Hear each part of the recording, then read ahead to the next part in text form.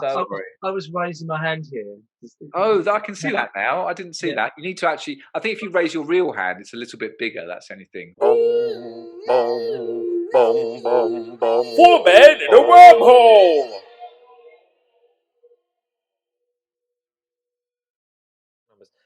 Hello and welcome to show 4 of season 2 of 4 Men in a Wormhole. Hello to all our wormies. This is Stephen Gurvitz, your ever balding, especially since I've had my haircut, host. And joining me, as always, are the 3 musketeers. I'm the 4th, clearly, or the 3 other wormies, superiors, or whatever we're going to say. Should we have categories of wormies? I don't know if we should have like guru wormies. Are you like your chief worm, chair worm? I'll be chairworm and you can be wormy superiors, maybe. I don't know. So we have Adam Leach. Hello, Adam Leach. Hello, Stephen. Welcome. It's a pleasure to be here again. And it's our pleasure too to have you. Simon Cohen, hello there. Hey boys, how are we doing? Can we go back to the musketeer thing? I thought that was quite cool. I want to be Dog Tanyan. You could be Dog Tanyan, yes. Yeah. Actually a musketeer though. Dog Tanyan, yeah. I remember the theme tune and everything. By the way, Simon, obviously your background is from Loki, which we'll talk about later. But the way your head is positioned is you essentially have Loki's horns coming off your head. I am a Loki variant. Yeah. If anyone was, it would be you. It would be me, yeah. Most likely to be a Loki variant. Well, Simon, Loki, Simon, welcome. And then we have Tal Silverman. And Tal Silverman, welcome. And who is your background? Hello. Hi, everyone. Nice to see you all. My background is from Invincible, which I'll be talking about in a bit, which I really enjoyed. So there you go. Good. So we look forward to hearing that. And just with my phone on silent, I realised it was on. And so let's dive straight in. As always, we have a number of segments of our wonderful magazine format program, whatever you want to call it, to share with you. And we're going to kick off with what have we been watching, enjoying, reading, or some interesting sciencey news which may have inspired us. Tal, you said you want to talk about Invincible, so why don't you talk about Invincible? Yay!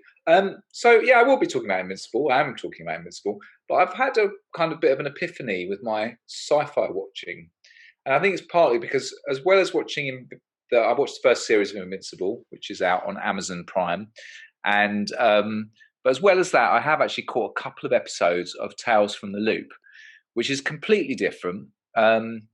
Invincible, for those who don't know it, is an animated adult cartoon, and it's written by there's 3 of them. It's actually Robert Kirkman, Corey Walker, and Ryan Ottley. I think Ryan Ottley is the illustrator who actually did the comics, and Robert Kirkman is one of the co-creators of The Walking Dead.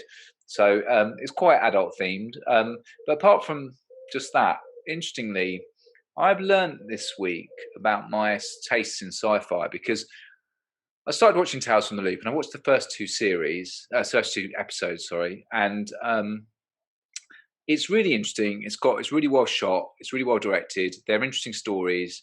Adam mentioned it a little while ago, and they are a little bit kind of Tales of the Unexpected type thing. They're actually a bit like a cross between Stranger Things and Devs. There's a little bit. There's basically I know I'm going off a tangent here because I'm talking about this and not Invincible, but there's basically a kind of scientific experiment that goes on underneath the town, and it affects time.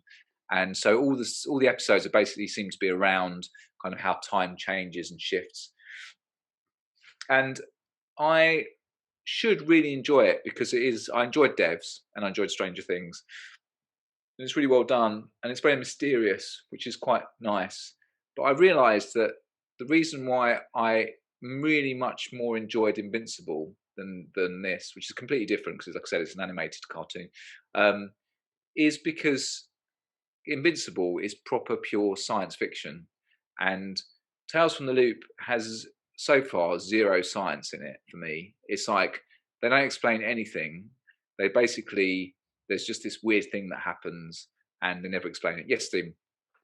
It's a bit like Stranger Things. It's weird and wonderful, mysterious. Yeah. No science substance behind it. Yeah, and I thought I would really enjoy it because of the way it is and because it is a bit mysterious. And I'm struggling with it. But Invincible, I completely binge watched. I've seen the whole series now. There's like 10 episodes. and it's brilliant. It's like I think it must be aimed at our age group a little bit because the animation is very original Spider-Man in terms of the way it looks. It's quite, it's quite 2D. It's quite basic, but it works. It's got a good cast actually. The mum, so this is the main character. This guy is called Mark. He's like a 17-year-old boy, and his dad is a superhero called Omni-Man, who's like the most powerful superhero on the planet. There are lots of other superheroes as well. And his mum is human. His mum is actually played by Sandra Oh, who is the woman from Killing Eve, the Chinese lady from Killing Eve. Yes, Adam. It sounds a bit like Jupiter's Legacy. It like, is kind of like yeah, all-powerful dad and then younger superhero. yeah, and it's about it's about his journey. He doesn't get his powers until basically into his 17, like until he's 17. So up until that point, he's essentially not had any powers. He suddenly gets his powers, and there's a whole story, and it's really, really well done. Every episode is kind of quite self-contained. There's an overarching story behind the whole thing, which does go from episode to episode. But within that, there's lots of sciencey bits. There's lots of villains that are using science in a particular way to kind of do different things. There's a whole cloning thing going on. So it's very well explored science fiction fodder. The adult thing for me was good in a way because it wasn't a kiddie cartoon. I kind of actually feel that I think there's basically 2 episodes that are 18s, and then I think all the others are 15. When you say it's like an adult cartoon, you don't mean like it has sexy time. There's no sexy time in the whole thing. There's basically lots of violence essentially. So there's lots of people being ripped to shreds, and there's blood and guts going everywhere, and it's pretty gruesomely done. It's like people having their heads imploded and stuff, and just things, and it is very graphic from that point of view. Yes, Steve. So no sexy time, lots of rip 'em up time. Yeah, and tell actually, us where it's on, Tal. It's on Amazon. It's on Amazon, and they've just commissioned the 2nd and 3rd series, which is great because I'm really pleased about that. Yeah, I mean, I think it's the best cartoon I've seen in a long time. I think. I just think it's really worth a watch. It moves along at a good pace. The characters are good. Yeah, and I think it's just well explored. Explore it well. Yeah, I'd definitely give it a watch. Excellent. So that's two things. Invincible's obviously clearly has got your passion, but the Loop, mysterious. I mean, even though it annoyed you because there's no science fiction, is it a good watch like Stranger? Yeah, I mean, I actually do. I will now watch. Now I've finished watching Invincible, I'm going to go back and watch the rest of Tales from the Loop, in the hope that maybe it will be one of these things where they do slowly maybe drip feed a bit of an explanation. But it was a bit like when I mentioned about when I looked at Falling Water and only got about 3 or 4 episodes through that. It just, for me, if they don't. I don't need to have every bit of science explained. Do you know what I mean? But I just feel that if there's no substance behind it, or there's no explanation of the substance behind it, for me, I struggle with that leap of kind of, logic. I'm quite a logical person when it comes to stuff like that. And I just like to be shown where the connections are a little bit more. And I think they try and be mysterious, but in a way, they don't really pull it off for me. It's just, it hasn't caught my attention enough. But we'll try and get back into it and see what happens, I think. Excellent. Well, thank you for that. And also for our listeners who may have thought they could hear Knight Rider in the background whilst Cole was speaking, that was actually a pigeon. Yes, sorry. Did you get that? I'm sorry. There's a wood pigeon. I read the pigeon. Thank you, Tal. Thank you for all of that. I'm just going to dive in. The 2 things that excited me since our last episode is one relatively new news. They are last. Well, I say it last because they can always cancel it again. But they're going to go ahead and make another Star Trek movie. Woohoo! Yay! Yeah. Pardon me.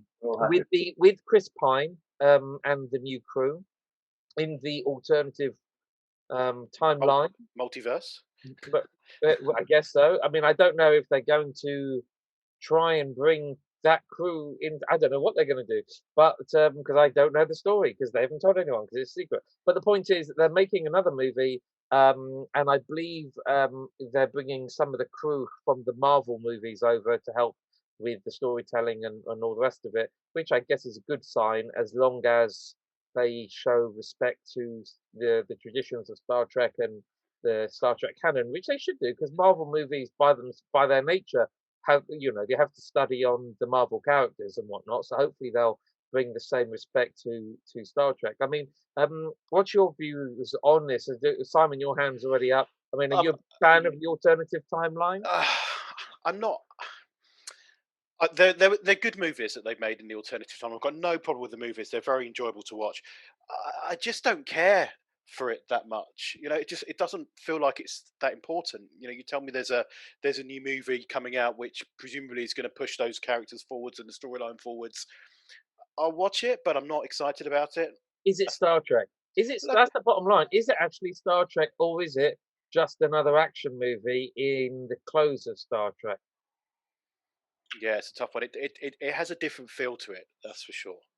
Yeah, because if you go back to the original Star Trek movies, which I love and I watch over and over yearly, there really is, there is a proper Star Trek story arc going throughout all of them. And I mean, Star Trek 5 is weird and wonderful, like almost like an original episode. And yes, there are some action-led films, but ultimately, they're very character driven. All of them are very, very character driven, except maybe potentially Star Trek 1, which was the least, it's the least rated out of all of them. And I'm talking about the old crew here. In terms of the next gen movies, there's a couple of ropey ones, but again, overall, they're still very much. They continue in the vein of the Kirk movies and whatnot. Tal? I quite like the idea that they're a bit different. Only because I think if they tried to be too much like the original movies, I know they're supposed to be the same characters, and they've obviously picked out the mannerisms and they've kind of kept all that. But I actually quite like the fact they're a little bit standalone. And I mean, for the same reason, I actually like the fact that the Next Generation films were like longer episodes of the Next Generation, because I really loved the Next Gen series.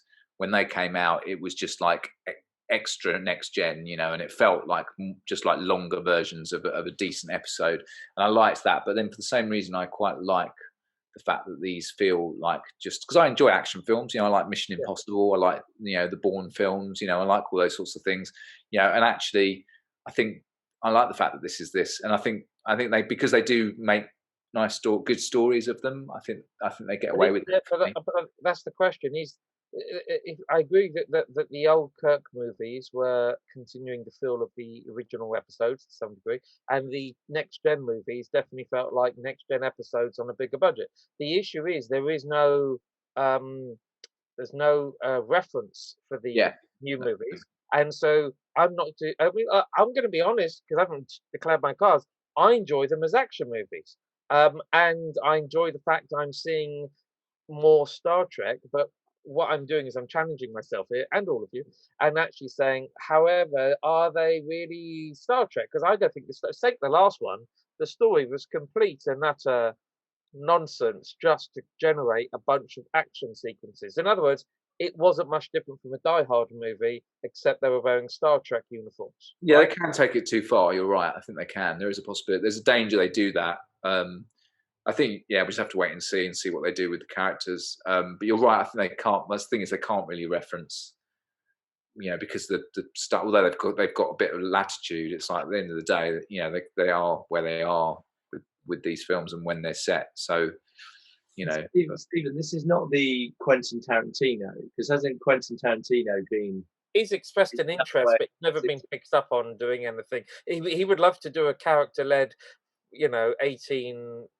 Plus movie for Star Trek, I think, but I don't think anyone's ever going to let him near it.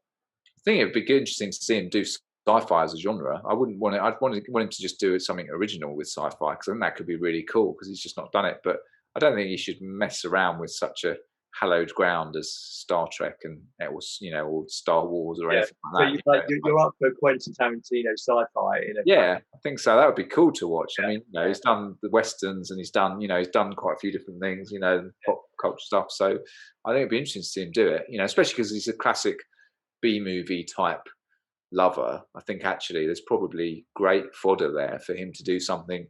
Yeah. I'd like to see him do what's his name? Is it Jon Favreau, the producer behind The Mandalorian and Lucky in the Marvel movies, and also in Friends, if you remember, he was dating Monica. But anyway, I would like to see Quentin Tarantino do a really serious, gritty sci-fi TV show on one of the streaming channels, like I say, like The Mandalorian style, but it may be taking it even further in terms of the grittiness, to give him a longer form factor than just doing a movie. I know he loves movies, but nowadays the sands have shifted, if you know what I mean. I'd like to see a longer form, so I'd like to see an episodic thing done by Tarantino. But we digress. Didn't he do a CSI episode? Maybe I don't know. For that very reason, I thought he experimented with TV and he did like a CSI. Anyway, I'd like to see him. I'd like to see him do a series, but we digress. So my exciting news is for those who want a Star Trek movie, whether it's good or bad, they after years of pausing, they're going to do one. I assume they're going to have to recast Chekhov, or they're going to have to explain why Chekhov is no longer there. Because for those who can't remember, tragically, Anton, I've forgotten his surname, but the actor who played Chekhov passed away in a bizarre accident with his car very soon after the premiere of the last Star Trek movie. So I don't know what they're going to do there, but I'm sure they'll figure that one out. So that's one thing that we've got my eye. And the other thing, for those of you who are regular listeners, especially our French fans, you will know that I'm a big Isaac Asimov fan, and obviously Asimov wrote many books. Oh, by the way, I found some more Asimov books in my loft, which are now no, come on, that's not true. Because I think I own every single one of his stories ever written. I'm imagining that your loft is a bit like that scene from Raiders of the Lost Ark. You know, where they put the Ark in and they hang out. That's just basically Asimov novels in your loft, just piled up. Yeah, exactly. Stretching off into the distance. Yes, he wrote a lot.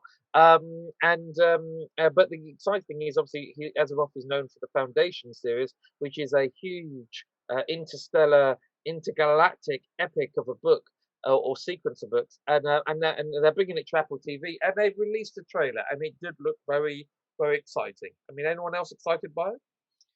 I would be if I had Apple TV, but I just refuse to buy Apple TV. I have Apple TV, and so I'm keen to watch something else on Apple TV. I'm not excited. I'm curious. I'd say curious. I'm excited. I love the fact that it's Asimov, and obviously that's great because I'm a massive fan of Asimov as well. But I have to say I haven't quite seen any Asimov stuff done justice yet. You know, I mean, the robot stuff that's been done, we're okay, but I just don't feel like it's. I agree. I've never seen Asimov done well on screen. Not least because the scale of it is normally too big for screen.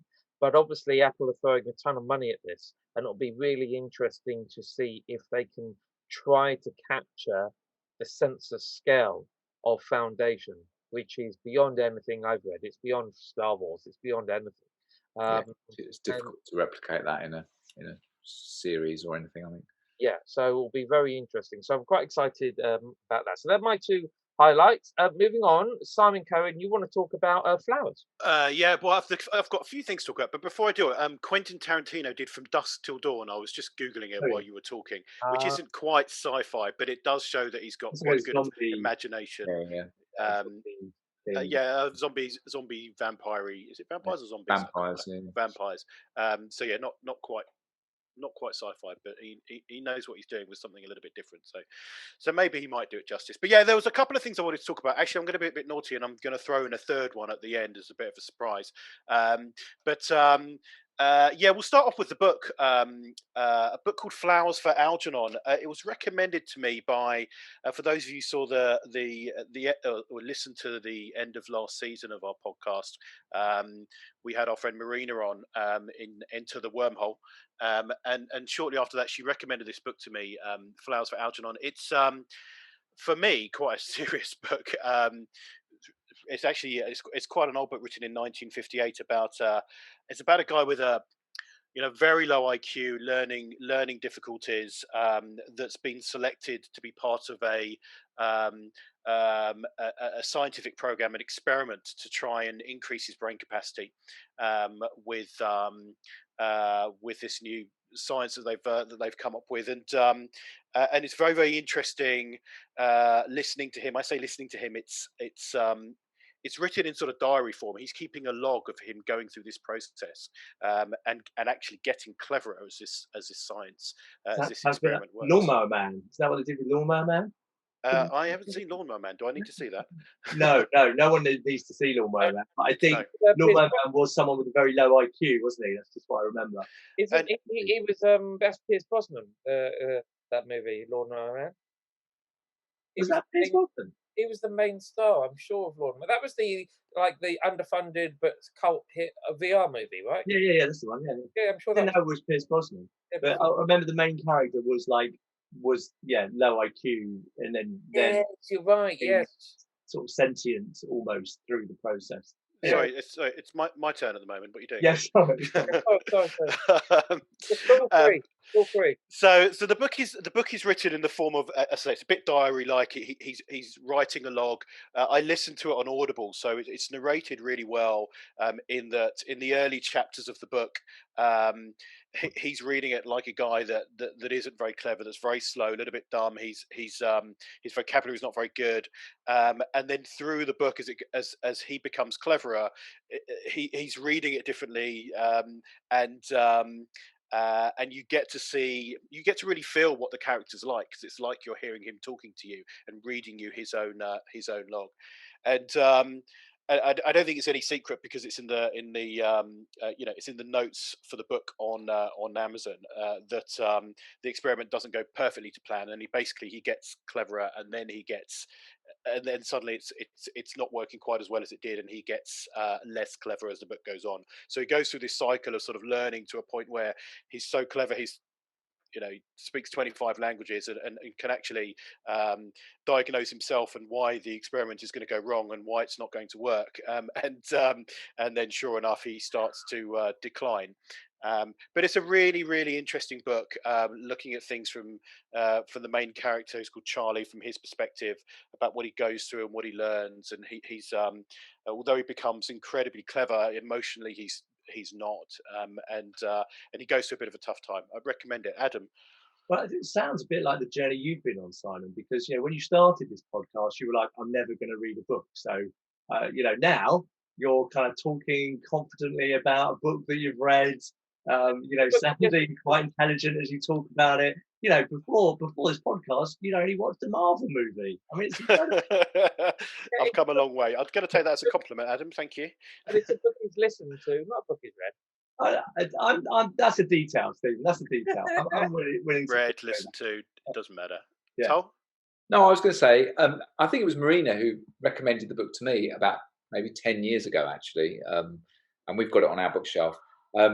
And it's interesting, actually, because it's not a big book either, something you mentioned, but it's only, I mean, obviously, it's only a couple hundred pages. No, not such an achievement as Simon's. Sorry to dumb down Simon literary achievement. When you turn a page, there's bits of paper jump out of you. Yeah, but I have to say, there's not many books sci-fi. There's not that many. I mean, there's a few that have stuck with me, but in terms of a book sticking with me, that book stuck with me for a long time after I read it. It's incredibly well written. Yeah, it's a proper sci-fi classic. It's part of the Sci-Fi Masterwork series, and it's definitely worth reading. I think it's one of those books that they say this whole books you should read before you die and all this sort of stuff, but it should definitely be on there. I think it properly. It's just a really emotional, quite moving book, really.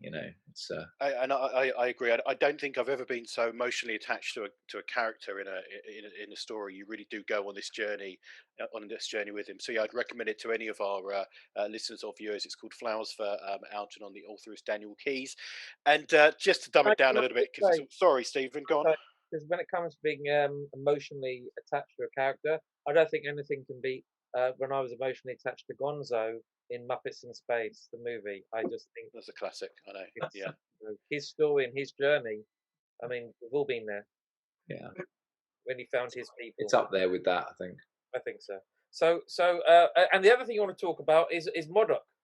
Yes, MODOK, not MODOK, MODOK, which is another cartoon. Tal and I have both been watching cartoons. Also, adult-ish cartoon, although I think it's probably fine for older children as well. I think it might be a 15 or a 16 on Disney Plus. I'm not going to go into this in too much detail, other than to say yeah, Modok is he's kind of like he used to run an evil empire. I think the story is an evil company, and fighting against superheroes. And he's sort of come to the end of that road to a certain extent, in that his company's been taken away from him because it went bankrupt, and his wife has left him, and he's sort of in dire straits trying to get his life back together. But he's still evil, but we kind of like him. I'm not going to say any more other than that. Actually, I recommend this. Go and watch it. It's like 20-minute episodes. It's really good fun. It's quite silly. There's some good sci-fi in places. There's some links in with other Marvel characters and Iron Man, and he goes off to Asgard at one point, and there's lots of references to other Marvel stuff. So yeah, I'm just going to put it out there. Go and check it out. Go and watch the first couple of episodes, see if you like it. But I certainly did. And before you kick me off, I have one more thing that I wanted to talk about, because I saw something on Facebook this week, and it was right up my street, because most of you will know that I have some sort of kitchen utensils that are sort of Marvel or sci-fi type related, and you've probably seen Thor's hammer bottle opener on my fridge at some point. And actually, for Father's Day, I was bought another bottle opener, which is the Infinity Gauntlet from Infinity War and Endgame. But then I saw this on. I'm going to share my screen, and I'll describe what it is, and then Adam, maybe if we can put this on Twitter or Facebook. But I saw this on Facebook, and Robert Picardo, who was the Doctor in Voyager, was holding this, and this is basically a Star Trek USS Enterprise 1701.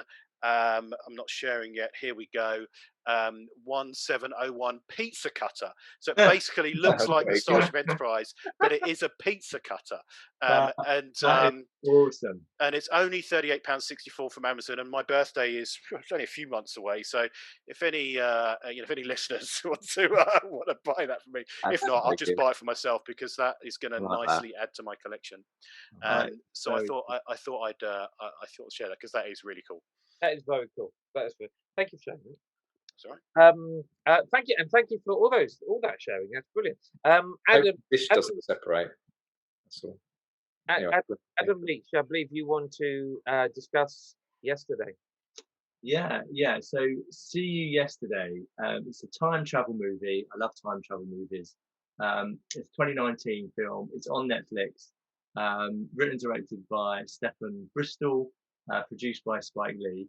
I think it's a great movie. I really enjoyed this one.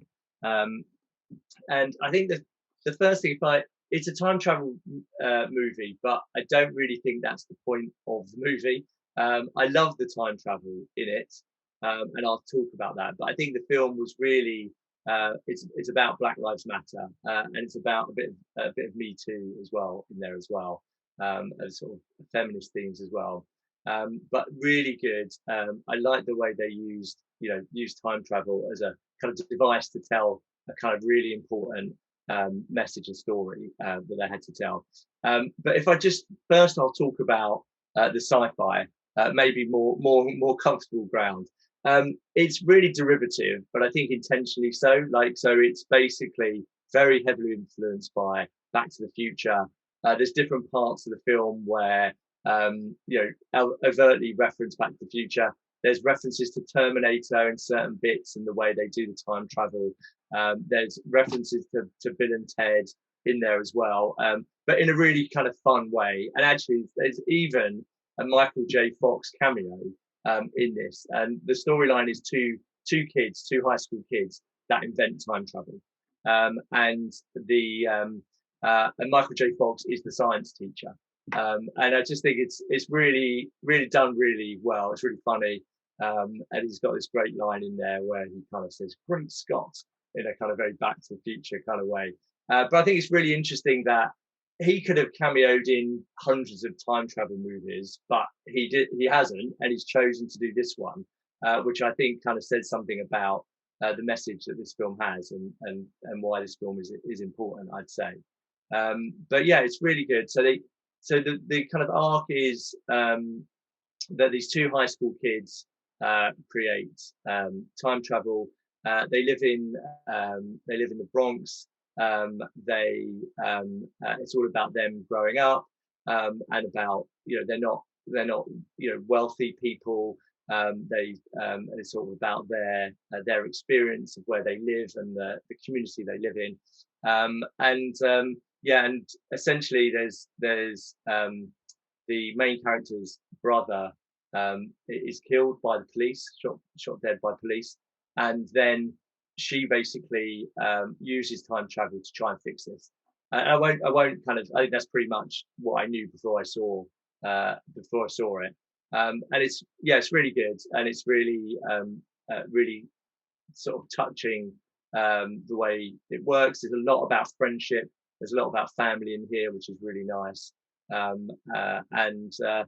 think it ends in an ambiguous way. I think, but you kind of, and this is kind of not really spoiling it, but it kind of finishes with this kind of picture of her with this sort of this young black woman with this really determined look on her face. So you just know that she is gonna fix this, and I just thought that was a kind of really lovely message for the film to have. So I really love this, and sounds really good, Adam. And also really nice to hear you being positive about something. Yeah, it is. Yeah, I know. Well, it's season 2. I've said I'm just going to be positive.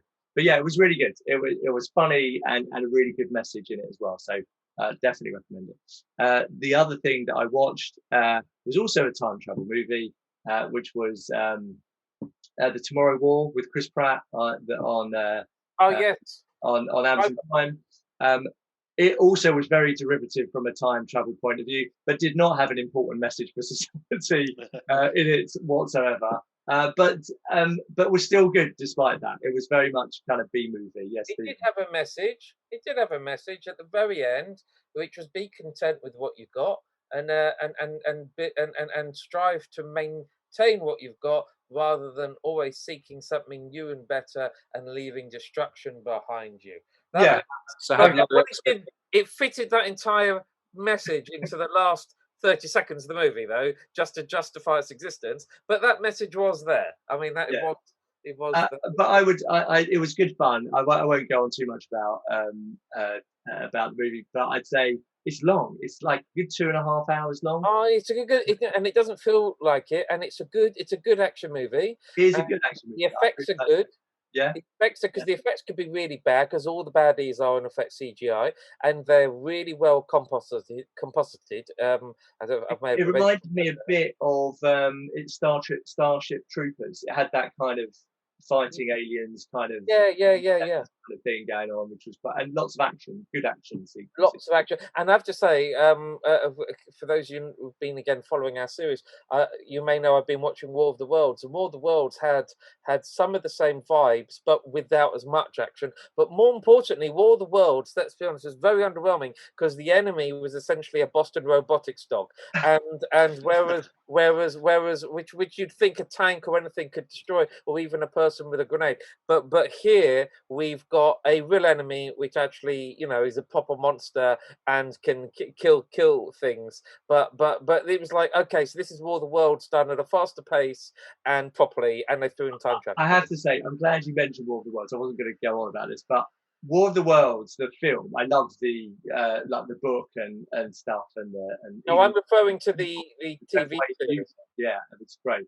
But anyway, the film with Tom Cruise, when they redid it, that where these aliens come from, they've been buried in the ground for millennia, and then they just decide to come up for no good reason. Yeah.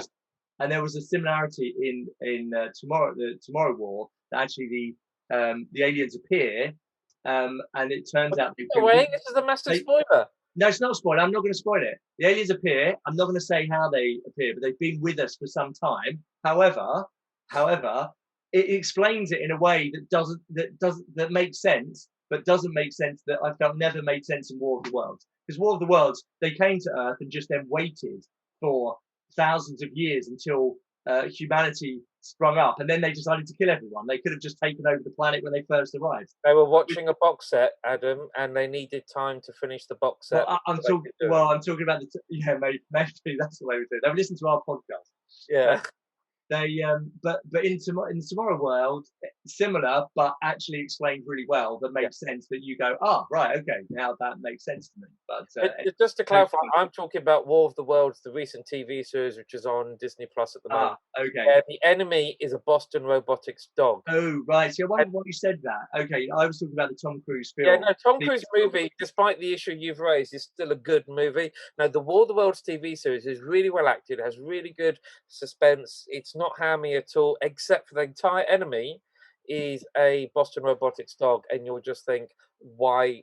How's that destroying humanity? Whereas, at least in this movie, to the Tomorrow War, the baddie creature is a justifiable creature that it can take down everything. Yeah, I totally agree with that.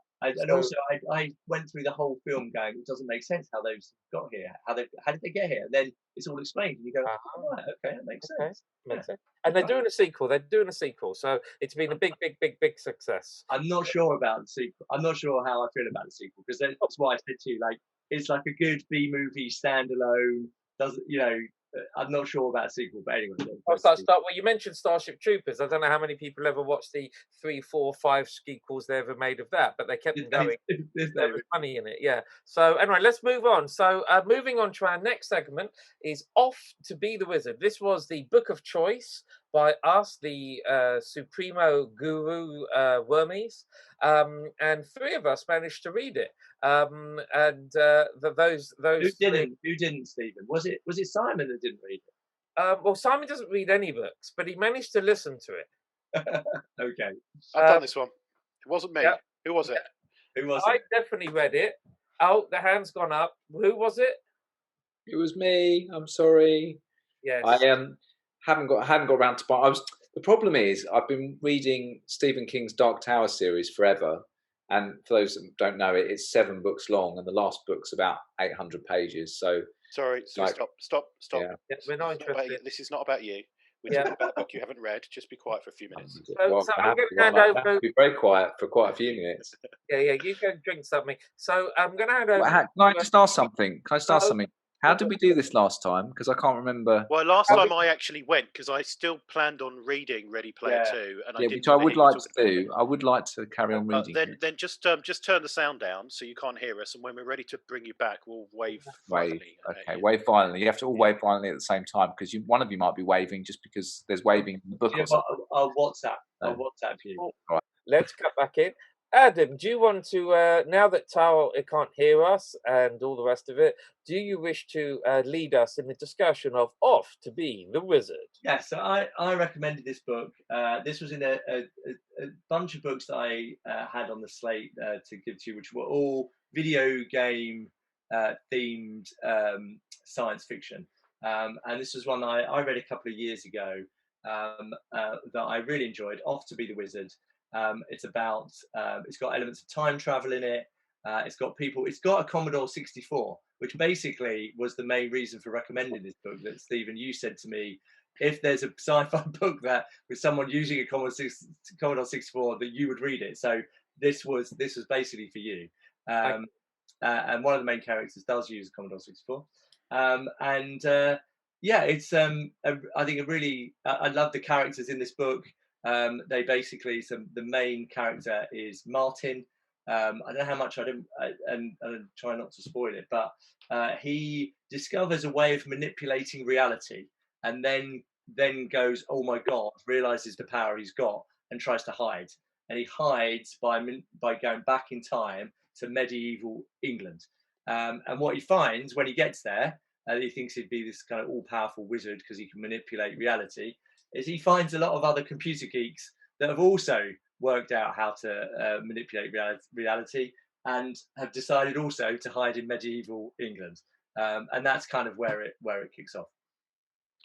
And it actually, that all happens in quite a short space of time, doesn't it? Which is why I really like the start of this book, because literally from almost the very first page, you're like, hang on a minute, this is interesting.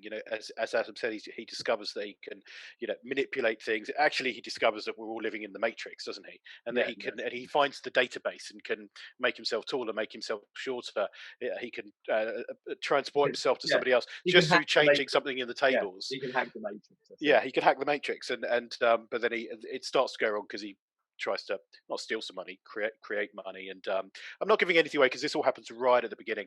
But I love the start of the book, and you know me, I have a short attention span, and if a book doesn't grab me at the beginning, then I'll give up on it pretty quickly. But this, the first few chapters just had me hooked. But I have to say, and I don't know what you thought. So I was going to say I can feel a butt coming along. Yeah, well, I felt that after starting off really well and quite exciting, and for me, I was wondering loads about, well, who has created this database? Who's created the Matrix? Are we going to find this out? What's going to happen when he goes back in time? What are the mysteries he's going to discover? That's not what happens in this book. That's not what this book is about. And actually, I would say I was bored through a lot of the rest of the book, but I would say the next half of the book is kind of like, it's just Martin learning to be a wizard. It's kind of like Hogwarts, not Hogwarts, but it's kind of like he's being taught by, he's got a mentor who's sort of teaching him about not to be a wizard, but how to manipulate reality so it looks like he's a wizard. And there's some quite cool stuff that he does. It's quite clever in the way that he does it. But I did find a lot of that a bit boring. I don't know what you thought. I'll chip in, and I thought what was clever was like the use of computer language, the idea of macros, and all this stuff interweaving with reality and just natural life, if you know what I mean. But I know what you're talking about in terms of once we got past the magic element, the mysterious element, which was, as you say, at the very beginning, and also the comedy element with the. It's a funny book. It's a funny book. Yeah, I was going to say that it's funny at the beginning with the sort of the, I don't know what to call it, the farce. There's almost farce at the beginning with the police coming and all that kind of stuff. Stuff. But it's never really developed, and then it becomes a bit like a CBBC show. So I know what you mean, and I think Adam, you and I were talking about this a couple of weeks ago, and it's something I would recommend to my kids actually. Not to say that I wouldn't recommend it to adults as well. I think it is worth a read, but it just, for me, it faded a bit in the middle. But it ended well though, didn't it? I mean, I thought that the I won't give that away, and I won't talk about exactly what happens, but it built up nicely to the end, to a big wizard battle, and I thought that was quite cool. How it finished off. I still think it's a CBBC wizard battle. In other words, the lost opportunity for me as an adult reading it, as opposed to a child reading it, is I think it could have been way more farcical, and it could have gone off into Red Dwarf land. I mean, they could have really played with the whole medieval England and wizards, but they're all a bit. I just think that there was moments of potential farce and silliness, and instead it just became a wisecracking CBBC story. That's how I felt about it. I quite liked it. I mean, I just think the characters, they're all geeks, all the characters. I quite like that. You had kind of Martin, and then you had Philip that was sort of a good 10 years older than him. So he was sort of grew up in the 70s. And then so you had a certain amount, and a lot of the kind of geek references in that group of friends. I can't remember, there was a Gary and a whole bunch of other of them, were all at different levels because they were born at different times and had different social references and different sci-fi references. And some would get the sci-fi, some would get the Star Wars references. Some wouldn't, because of when they decided to come back. I quite like that. So I think that's what kept it for me. Good point. That's why I don't think it should have been, because I do feel he suddenly went into this mode where it was aimed at kids, and I actually don't think he should have, because a lot of that stuff would be lost on kids, right? Yeah. They wouldn't know any of the references, whereas we as older people will know those references, and I think he should have stayed consistent with the fact of who his audience was, and I don't feel he stayed consistent to his audience throughout the story. That's Simon said made the Hogwarts comment. At the end of the day, Harry Potter. I've never been big into Harry Potter, but ultimately, I know adults said they read it and they loved it. but the actual plot line, it's really. I don't think. I think it's a bit misleading to compare Off to Be the Wizard with. Well, in terms of the actual plot, in terms of the drama, the build up, it does feel like if you remove the cool stuff, which is what you've been talking about, you strip it down. Like I say, it's like a CBBC. The baddie is pretty signposted. Yeah, I actually think it is very similar to the first Harry Potter movie. Actually, thinking about it, just in a bit more detail. In the first part of the book, he discovers that he's a wizard, and then he spends most of the rest of the book learning how to be a good wizard, with the little clues as to what the ending might be. And then there's some big, battle scene, bad guy at the end. That it's basically what's the bad guy's name again? He calls himself Merlin, the bad guy, but he's not. But he's not Merlin. I can't remember what his name. Jimmy. Jimmy. That's it. Jimmy. A bit, but also what's quite. I mean, there's a bit of a spoiler there, but like I say, it's heavily signposted. Yeah, it doesn't. But there is also more books in the sequel. There's 3-4 books in the Off to Be the Wizard, and the Jimmy character comes back and it builds. I quite like what I quite liked about it. It was funny. I like the geek humor in it. I like the characters. I like the I thought it was good fun, but it's a light read. You're right. You could equally give this to a 12-year-old and they could read it happily. I think it's definitely a light. Nothing. It's not too serious. Yeah, but I will go on. I am going to go and see what the next one's like, and I was waiting for this discussion to then go and listen to the next one. So whilst I'm moaning a little bit about it, I did enjoy it. I did enjoy it. I don't think there's anything offensive in it. I won't say I didn't enjoy it. I will happily say I enjoyed it. I'm just going to say I just felt it could have been so much more. And it starts really, really well, as Simon said. So for me, it went from being really quirky and this is interesting to so it's just a cool, a bit like we were saying earlier about the Star Trek movies. It's an action wizard movie now, and it's cool. And it's keeping it going with some wisecracks, which will make me smile from time to time. But shall we rate it, Adam? You suggested it. What do you rate it out of 10? Out of 10, I would give this. I'd give this an 8 out of 10. I really enjoyed it. Scott Mayer was the guy who wrote it. I think I'd give it a 6.5. I will give it a 6.5 as well. I'm pretty consistent with you there. So that's Off to Be a Wizard to our listeners. So the Off to Be the Wizard. So Off to Be the Wizard. Apologise. I wouldn't take me and Simon's hesitancy as a reason not to read it. I'm waving to bring Toll back in. No one else is waving. We're all supposed to wave. No, I'm going to WhatsApp. I'll WhatsApp him. It's fine. Surely he realises what this movement I'm doing now it couldn't be mistaken for anything else. Sorry, I was on another screen and my Zoom had disappeared, so I couldn't actually see you waving your arms around. Have you been doing that for long? No, but this is about like 20 minutes. 20 minutes of the podcast is going to be us just waving. It could be really bad. I've got time for another biscuit. Sorry. You can do a biscuit whilst introduced to the next section.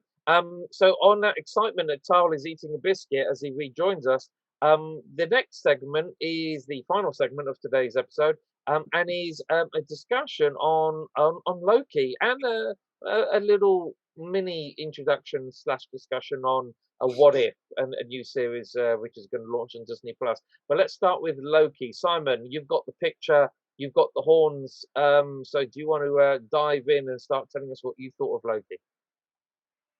Well, I loved it actually. Yeah, for the new Marvel series, all of which I've enjoyed, and I know that we've talked about those in the past. But this one, I thought was great from the very beginning right through to the end. It was funny. It was a good storyline. The characters were great. The acting was good, and I just thought it was a great show.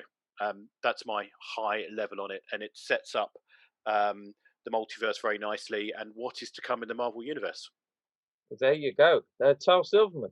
Agree with most of the above. I did also enjoy it. I liked the styling of it as well. I thought it was very clever the way they did the time. What's it called? Place. TPA. TPA. Yeah. Sorry, I had a brain brain fart there. Yes, so I actually, I really enjoyed it. I still struggle a little bit with the series format, just because I don't know whether it's just because I've still like I have to admit I haven't watched all of Agents of Shield. I kind of lost interest a little bit in the middle, and I know it's supposed to be very good and all that sort of stuff. But I'm yet, for me, I guess because I was only ever really introduced to Marvel as a film format, I just kind of still struggle with the whole kind of the way they do it. But I think it was great. It kind of resolved itself nicely, but also set it up nicely for future series, or at least maybe future other elements of the Marvel universe, which I think was quite clever. So I've done it.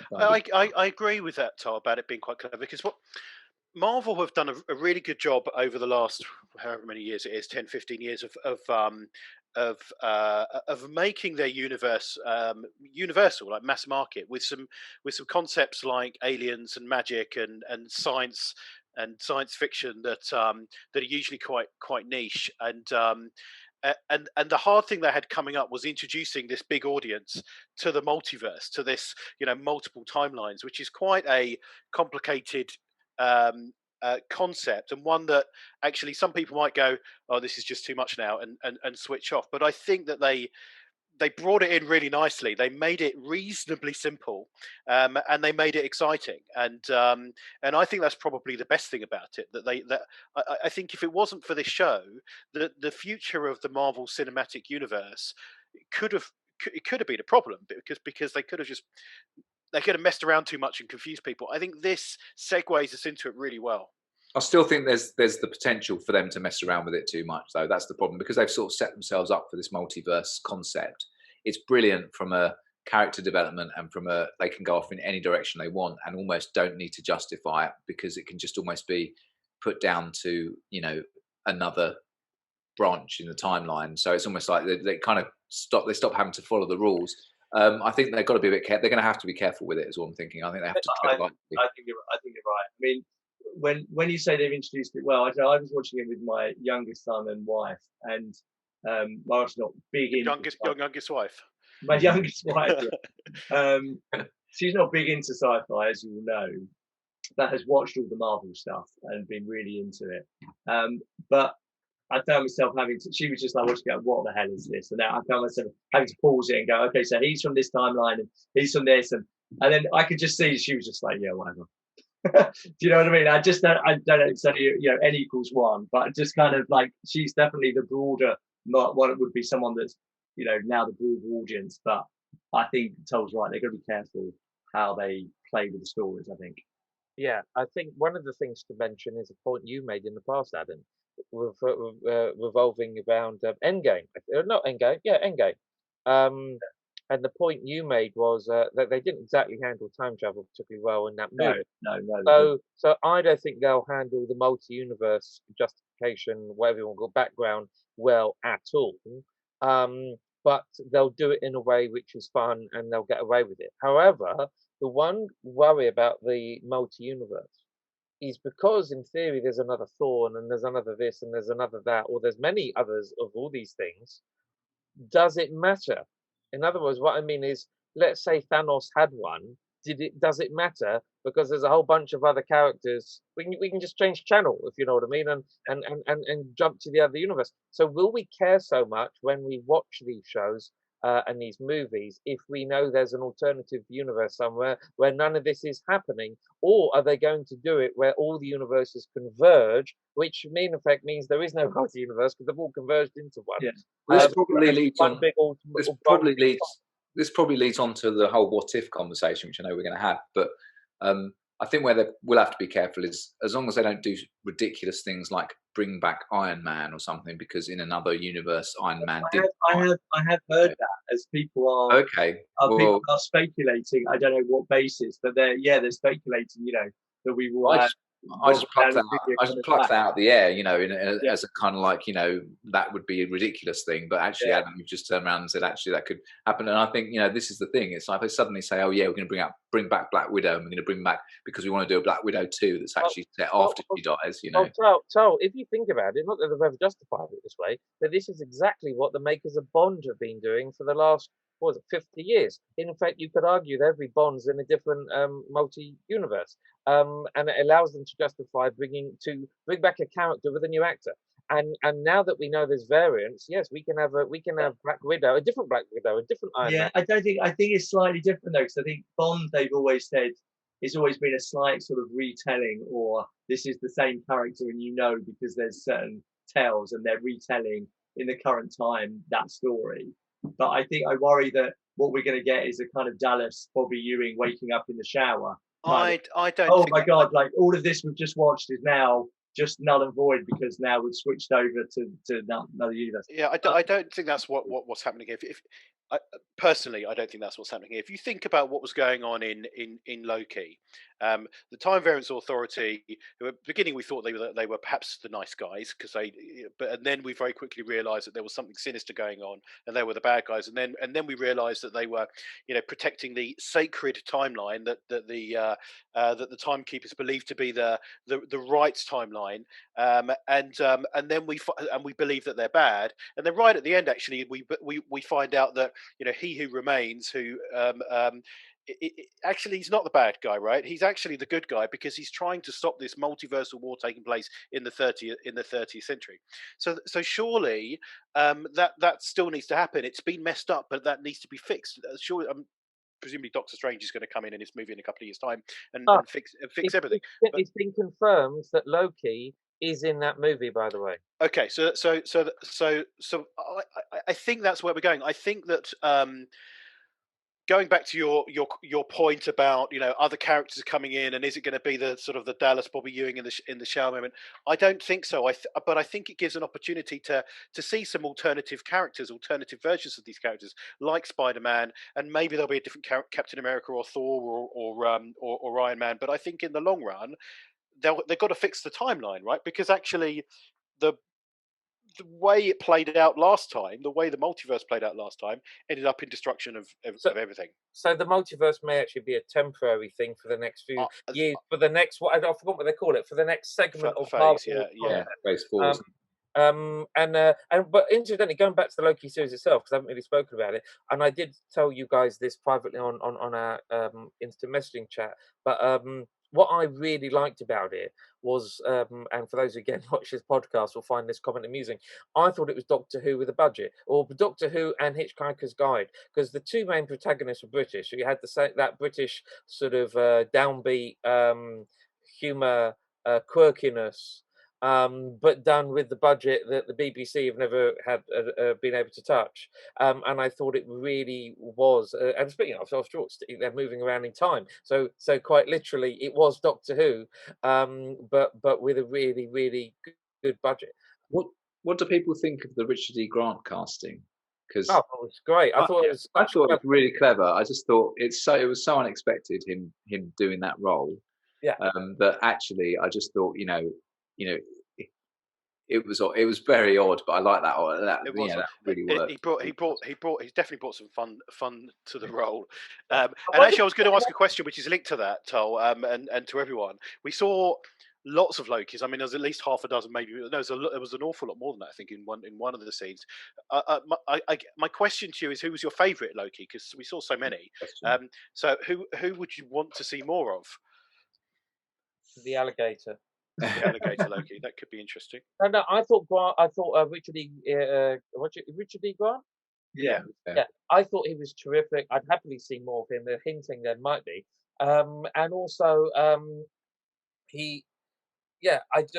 thought it was really, really good, and I just wonder if he'll get an Emmy for it, or at least be nominated for one, because in a sporting role, because I think he had a big impact on the program for very limited screen time. I thought it was really good. I don't think it's a big enough role for him to get that kind of award. No, there's a guy this year who's up for who was on screen for I think less than 2 minutes. What do we think about? I know who it is. It's Marvel related. What's his name? What's his name?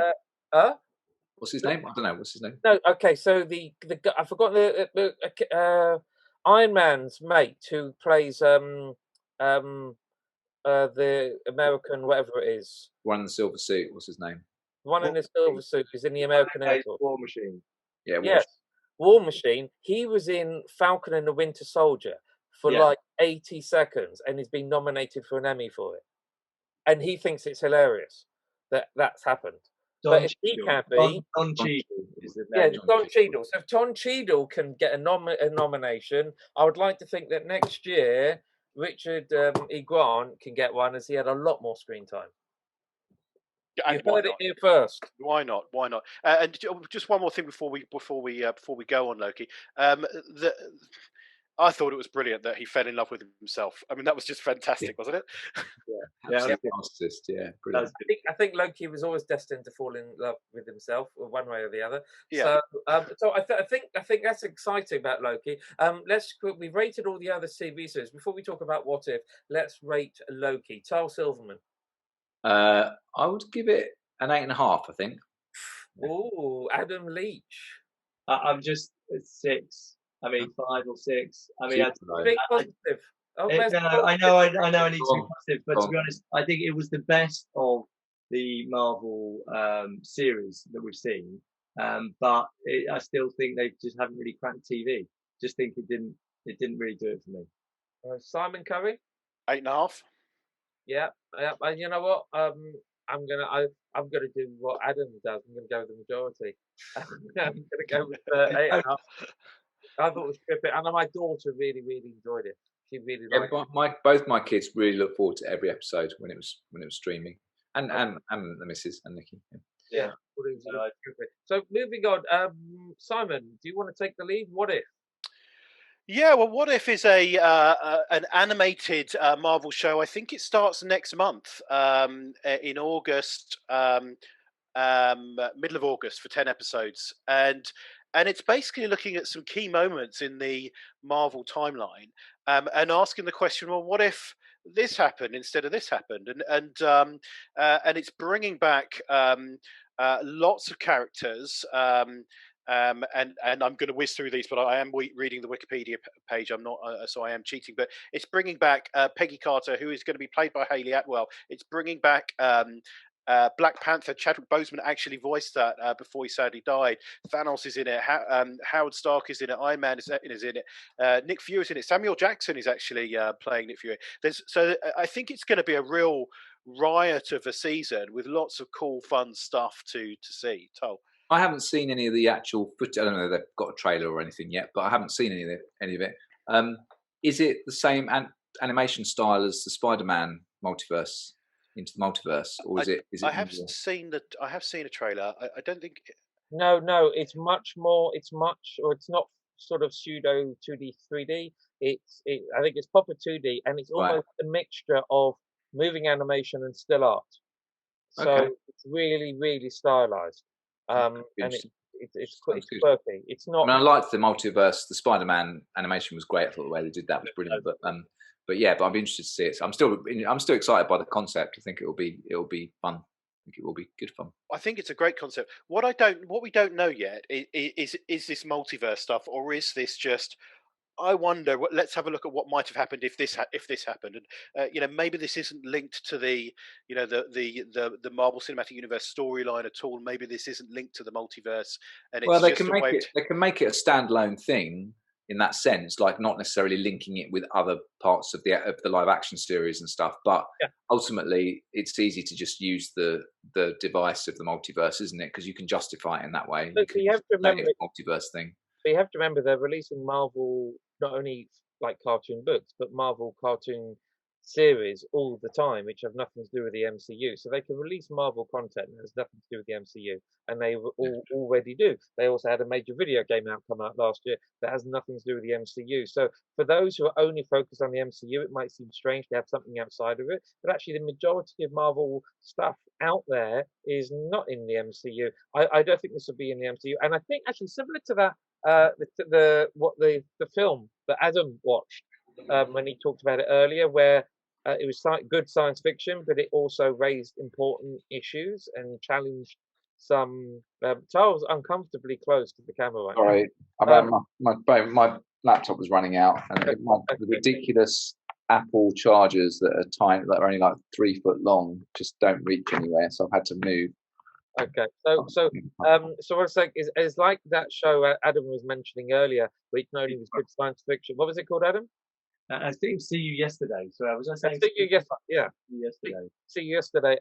Which also had, shall we say, powerful messages, challenging perceptions, and this, that, and the other, which is important in this world, which we know. I mean, I digress slightly, but we all know that people went into NASA who were, you know, of the African American community because they saw the Hua, right? It literally went, oh, that could be, we can do this, right? Because if you never have those images in life anywhere, you can't, you know, you need those role models. And I know we've already seen them in the images for What If. They, instead of Captain America, you've got what's her name? Peggy. Is it Peggy? Or was that Peggy Carter? Yeah, she's taking the super serum instead of Steve Rogers. That's exactly, and she's playing in, I assume, Captain Britain. The point is, it allows girls to see themselves in that role, and there'll be lots of other twists and changes. So it allows Marvel to do hopefully good stories, but also challenge preconceptions as to who can be a hero, which is really good for young people. That's all great. I think it's kind of, but I think going back to the point that we were talking about, the multiverse. Is it multiversal? Is it not? Doing a kind of what if kind of different thing at the same time you're bringing in the multiverse. It could just get very confusing in terms of what mechanism they're using and how they tell the stories. Because I think what we've learned from Marvel using time travel is that they will just use a device to tell what they think is a good story, which I think is the right way to do it. So I just wonder whether that will just kind of make things confusing or just simplify things to just enable them to tell the stories they want to tell. I doubt it's. Well, I don't think it's part of the MCU. I think it's just a different show in its own bubble to challenge perceptions. Like I said, there's lots of. Yeah, same with DC, by the way. There's lots of not live action. There's lots of animated DC movies being released throughout the year. And they have nothing to do with the overall DC live action movie. There's no consistency, and they're not even pretending there is. They're just separate entities, and I think that's what this is. So, sorry, Simon, I think you may have mentioned it, but I might have missed it. When did you say this was airing? When's first? Middle of August. Okay, not long then. Okay. No, not long to go, and 10 episodes taking us through to the middle of October. I'm really looking forward to this. I think that I think probably they'll be standalone. I mean, maybe there'll be something that's linking them together, but most likely standalone, separate stories. And I would imagine, you know, next time we talk about this, we'll say, well, this one was good and this one was not so good. I think it'll be that kind of show. But I don't know. Maybe in an episode back towards the end of the year, we'll all pick our favourite one and come back and talk about it. But I think there'll be some good content in here. Excellent. So on that positive note, Adam. On that positive note, you see how Simon did that? I think we can largely been positive this show. I think Loki is the only thing where I've been slightly less positive. You've always got to leave them on a high, Adam, not on a low. That's what I'm going to say. So on that bombshell of advice, I'd like to thank you for joining us, Tal Silverman. Thank you very much. Thank you, and thank you. Nice to see you all. Lovely to see you too, Simon Cohen. Thank you. Thank you, and good night. Good night, and Adam Leach, thank you. Thank you. Good to see you guys, and see you soon. And this is me, Stephen, your ever-boarding host, thanking our entire audience of Wormies for joining us once again. We're now approaching 80-odd downloads a week, so thank you so much for doing for downloading multiple copies of the podcast, all 5 of you. And on that note, we're going to sign off and say thank you for listening to 4 Men in a Wormhole. 4 Men in a Wormhole!